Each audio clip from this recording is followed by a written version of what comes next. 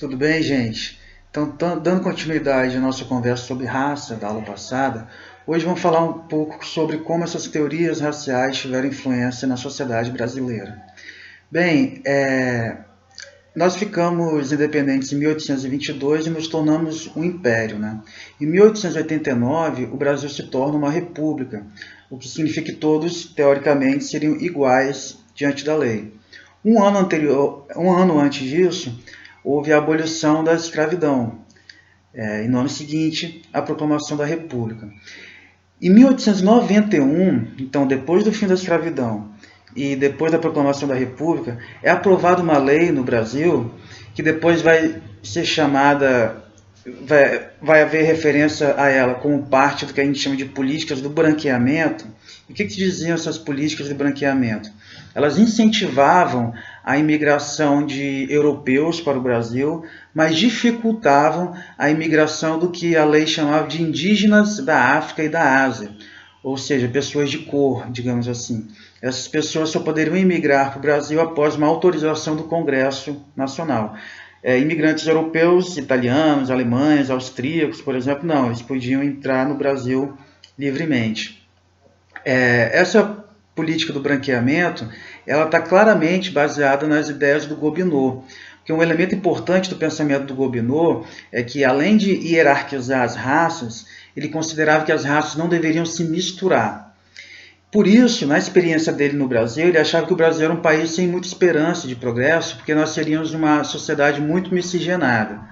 O Gobineau considerava que a miscigenação ela podia até elevar a qualidade das raças inferiores, mas ela degradava as raças superiores. Então, as políticas do branqueamento, que de maneira irônica, né, surgem logo depois do fim da escravidão e depois da proclamação da República, elas estavam baseadas nessa ideia de que para o Brasil progredir, a gente deveria ter uma sociedade majoritariamente branca.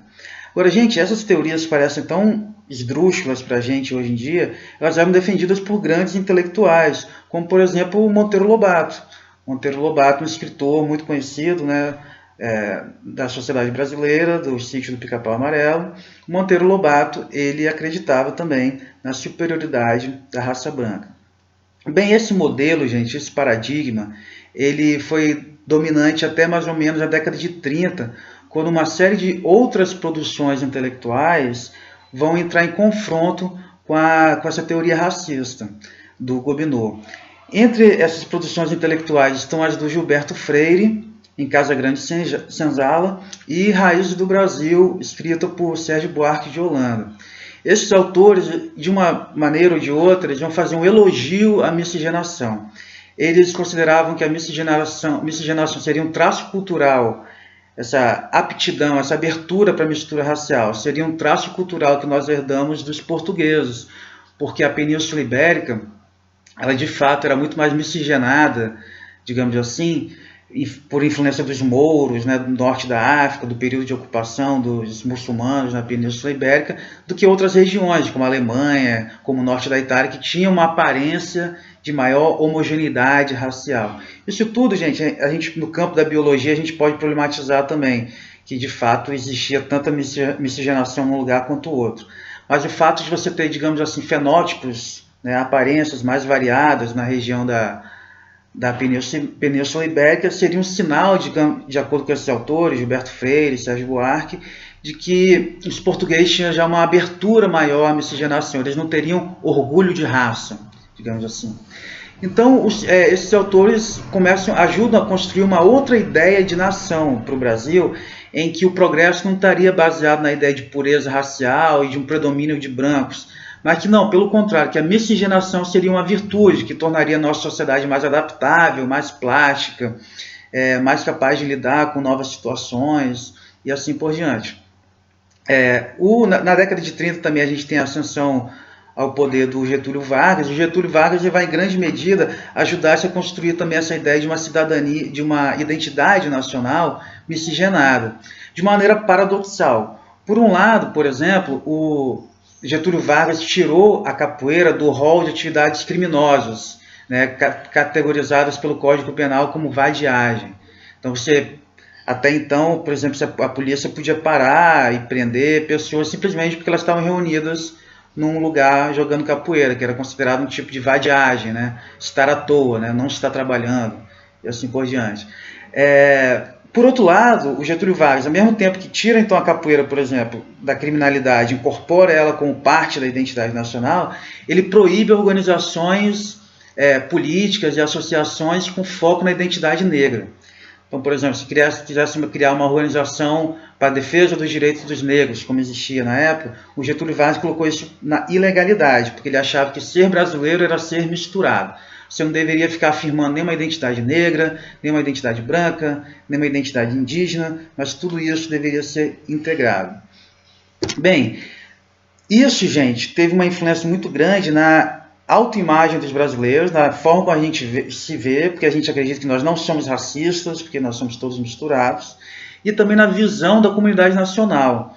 De forma que muitos anos depois da Segunda Guerra Mundial, depois de todos aqueles episódios terríveis em que homossexuais, ciganos, judeus foram perseguidos simplesmente pela sua identidade étnica, ou nacional, ou religiosa,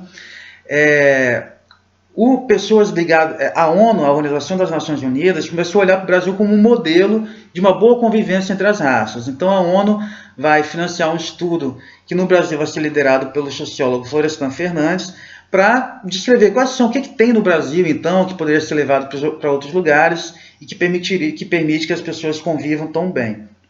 Bem, o Florestan Fernandes e sua equipe vão chegar à conclusão que, na verdade, essa ideia de que os brasileiros convivem muito bem, que diferentes raças, sem nenhum conflito racial, seria um mito, o que eles chamam de mito da democracia racial, ou que o Roberto da Mata vai chamar de fábula das três raças. Então seria uma concepção idealizada da sociedade brasileira, em que a gente esquece, né, ou silencia os conflitos e fica enfatizando só essa convivência harmônica e maravilhosa. Como é que esses autores eles vão demonstrar que, na verdade, não existe essa democracia racial?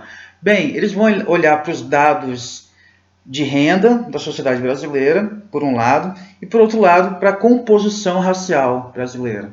Então, como vocês viram no trecho designado para leitura, enquanto pretos e pardos são mais ou menos 53% da população brasileira, e brancos, portanto, são 47% da população brasileira, quando você olha para o 1% mais rico, os brancos são 80%. Então, quer dizer, quando você pega dois tipos de dados, né, a distribuição de renda e a composição racial, você vê que a distribuição de renda ela não repete a composição racial brasileira. Na verdade, teoricamente, se a gente pegasse esse 1% mais rico dos brasileiros, dentro deles, 53% deveria ser preto e pardo. Mas isso não é verdade, são apenas 20% do 1% mais rico. Então, isso quer dizer que, na verdade, existe uma relação entre raça e renda, entre raça e classe social no Brasil. Então, esses estudos ajudaram a desconstruir a ideia de que o Brasil seria o paraíso da convivência entre as raças. Bem, só a partir da Constituição de 88 que essa perspectiva crítica em relação à raça no Brasil, ela vai ser incorporada pelo nosso ordenamento jurídico. Alguns anos depois, isso vai ter como consequência, inclusive, a criação de um sistema de cotas para acesso a universidades, a institutos federais e assim por diante.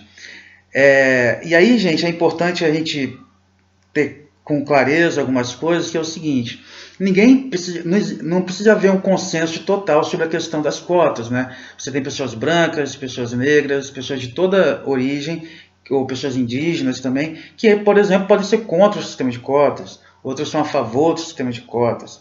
Isso tudo eu acho que é ok, mas eu acho que a gente não pode ignorar que existe racismo no Brasil. E aí como é que a gente vai abordar, como a gente vai tratar esse racismo, é a questão que a gente tem que resolver. Ainda sobre o sistema de cotas, é importante a gente destacar, gente, que o sistema de cotas, no Brasil, ele não é exatamente igual ao sistema norte-americano. Nos Estados Unidos você não tem um sistema de cotas. O que é o sistema de cotas? Ele reserva uma porcentagem de vagas para pretos, pardos, indígenas. Não é isso? Nos Estados Unidos não existe essa reserva. Na verdade, as universidades elas podem levar em consideração a cor da pele das pessoas na hora de admitir seus candidatos, sob a justificativa que elas querem acrescentar diversidade ao seu corpo de estudante. Mas não existe uma porcentagem de vagas reservadas. Nos Estados Unidos, reserva de vagas, como a gente tem no Brasil, o sistema de cotas, é considerado inconstitucional. Então funciona diferente do sistema brasileiro. E aí, só para a gente terminar esse vídeo, gente, queria chamar a atenção também que o sistema brasileiro de cotas para acesso à universidade não está baseado, em primeiro lugar, no fenótipo, na origem racial da pessoa. Em primeiro lugar, ela tem que ter estudado no sistema público. E aí, entre as pessoas estudadas no sistema público, tem uma reserva para pretos e pardos indígenas. Então, se você é preto, pardo ou indígena, mas estudou sua vida toda no ensino médio todo, por exemplo, em escola particular, sem receber nenhuma bolsa, né, pagando integralmente, porque a sua condição social permitia, você não pode disputar uma vaga na universidade por cotas raciais, ok? Obrigado, na aula que vem a gente continua.